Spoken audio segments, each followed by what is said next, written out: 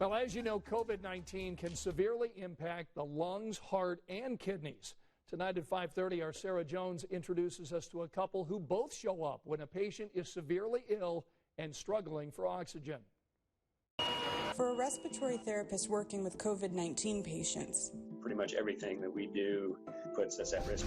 By mid-March, the pandemic had peaked in Indiana. Busy day before COVID, we would see 35 to 40 patients on ventilators at a time. At our peak, we actually had upwards of around 85 to 90. Travis, who's normally calm and even keel through almost anything, says he felt anxious during that week in March. If you had a moment where you thought maybe there was some exposure due to something happening with a patient, that maybe you didn't have your protective equipment on quite right, you're kind of thinking about that in the back of your head for several days. His wife, Tracy, is a nurse and the ECMO program manager. He told me early on, we don't both need to be going into these rooms if we don't have to. So he said, obviously, I'm going to have to more than you. So I've had to show some restraint. As a couple, they were concerned about one another.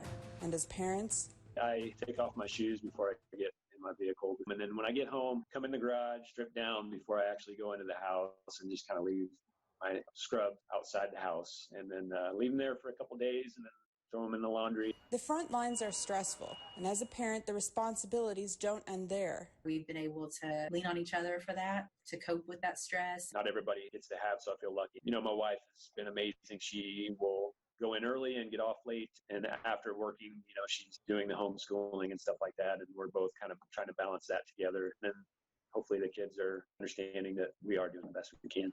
When ventilators and other therapies aren't enough, ECMO could be a potential treatment. Pull deoxygenated blood out of the patient's body, oxygenate it through an artificial lung, and then push the oxygenated blood back to the patient. 2 weeks after Travis noticed a peak on the number of ventilator patients, Tracy saw an increase in referrals to her department. We had over half of we would see in a year within a month. A lot of them are otherwise healthy, anywhere from their 20s to their 70s. It was scary to know that there was that number of patients that were that critically ill. Knowing that we would be experiencing this kind of volume of patients, we had to make some hard decisions. Patients on ECMO have the best chance if they're sick enough to require the treatment but strong enough to get better. We've had 8 people go on ECMO with COVID. 6 of those have come off. Of those 6, 100% of them have recovered. Travis says he's glad we've made it past the pandemic's first peak in March. Still, every day, you're not quite exactly sure what you're going to walk into, and there's, you know, some talk about a second